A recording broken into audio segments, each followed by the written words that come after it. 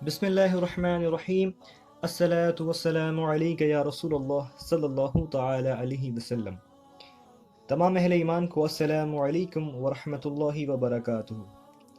میں ایک بار پھر سے حاضر ہوں الحمدللہ ایک نیا سیشن لے کے۔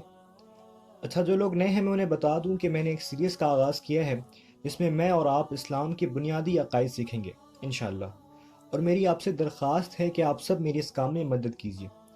اب آپ میری مدد کریں گے کیسے؟ تو وہ آپ ایسے کریں گے کہ اگر مجھ سے کوئی خطا اللہ نہ کرے ہو لیکن انسان ہوں، اگر ہو جائے تو آپ میری اصلاح ضرور کریں گے۔ اور دوسری اور پیاری سی مدد کہ آپ سب میرے لیے دعا کریں گے انشاءاللہ عز و جل۔ اپنی دلچسپی ظاہر کیجیے، پھر انشاءاللہ عز و جل میں اور آپ ہم سب مل کے سیکھیں گے اور دنیا سے فخر کے ساتھ کہیں گے کہ yes we are Muslim, I am proud to be. تو ہم نے اللہ اور نبیوں کے حوالے سے کچھ باتیں کر لی ہیں، اور آج ہم جانیں گے فرشتوں کے بارے میں کہ فرشتے کیسے ہوتے ہیں اور وہ کیا کیا کرتے ہیں۔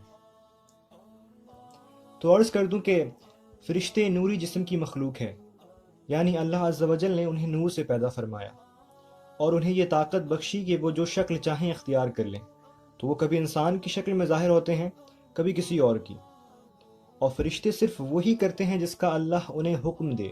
وہ اللہ کے حکم کے خلاف کچھ بھی نہیں کرتے، نہ ہی جان بوجھ کر نہ ہی بھول کر، اس لیے کہ وہ معصوم ہیں۔ اب یہ معصوم کون ہوتے ہیں؟ یہ لفظ ہم سب نے سنا ہے، یقیناً سنا ہوگا، کیونکہ ہر ماں اپنے بچے کو معصوم ہی بتاتی ہے، لیکن آج ہم جانتے ہیں کہ حقیقتاً معصوم ہوتا کون ہے۔ تو معصوم صرف اور صرف انبیاء اور فرشتے ہوتے ہیں، یعنی ان سے کوئی گناہ ہو ہی نہیں سکتا۔ معصوم کا مطلب ہوتا ہے وہ جس سے گناہ نہ ہو سکے۔ تو نبی اور فرشتوں کے علاوہ کسی بھی امام کو یا کسی بھی ولی کو معصوم ماننا اسلام کے نزدیک گمراہی و بد مذہبی ہے۔ ہاں، اگرچہ بڑے بڑے ولیوں سے بھی گناہ نہیں ہوتے، لیکن کبھی کوئی گناہ ہو جائے تو شرعاً محال بھی نہیں ہے۔ اور نبی، اللہ کا پیغام پہنچانے میں نبی یا فرشتوں سے بھول چوک نہیں ہوتی، محال ہے۔ تمام صغائر و کبائر سے یہ لوگ پاک ہیں۔ تو سمجھ گئے آپ معصوم کس کو کہتے ہیں؟ سمجھ گئے ہوں گے انشاءاللہ۔ تو میں عرض کرنے لگا تھا کہ فرشتوں کے متعلق، تو وہ کون ہوتے ہیں؟ تو وہ نوری جسم کی مخلوق ہوتے ہیں، اور وہ کیسے ہوتے ہیں؟ تو وہ معصوم ہوتے ہیں، ہم نے جان لیا۔ اب ہم جانتے ہیں کہ وہ کرتے کیا کیا ہیں۔ تو ان کو الگ الگ خدمات سپرد ہیں۔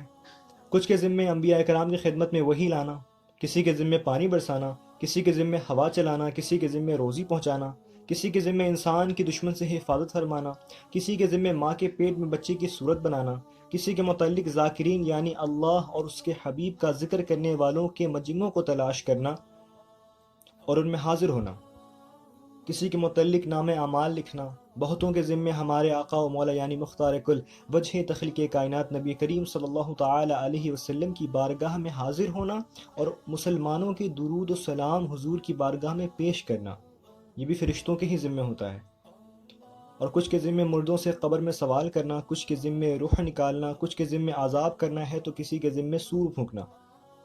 اس کے علاوہ اور بھی بہت سے کام ہیں جو فرشتے انجام دیتے ہیں۔ اور ایک اور سوال جو ہم سب کے ذہن میں یقیناً کبھی نہ کبھی آیا ہوگا، اور وہ یہ کہ فرشتوں کی تعداد کتنی ہے؟ تو اس سوال کا جواب یہ ہے کہ ان کی تعداد وہی جانے جس نے ان کو پیدا کیا، اور اس کے بتانے سے اس کا رسول۔ ہاں، 4 فرشتے ہیں جو بہت مشہور ہیں اور یہ تمام فرشتوں پر فضیلت رکھتے ہیں۔ وہ ہیں جبریل علیہ السلام، میکائیل علیہ السلام، اسرافیل علیہ السلام اور عزرائیل علیہ السلام۔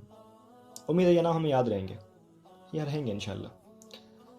اور آپ سب سے اہم اور ضروری باتیں کر دوں کہ کسی بھی فرشتے کی ذرا سی بھی بے ادبی کفر ہے۔ کچھ لوگ ہمیں دشمنوں کہنے لگتے ہیں ملک الموت، تو ایسا کہنا ناجائز اور قریب کفر ہے۔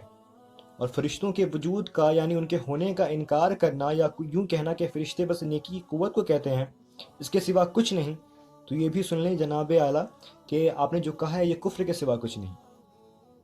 اللہ کی بارگاہ میں دعا ہے کہ اللہ تعالی ہم سب کے ایمان کی حفاظت فرمائے۔ تو امید ہے کہ آج کی بھی یہ باتیں آپ کو سمجھ آئی ہوں گی انشاءاللہ۔ تو میں چلتا ہوں، اب آپ سے ملوں گا اگلی بار، تب تک کے لیے اپنا بہت سا خیال رکھیے گا اور دعائے خیر میں یاد رکھیے گا۔ السلام علیکم ورحمۃ اللہ وبرکاتہ۔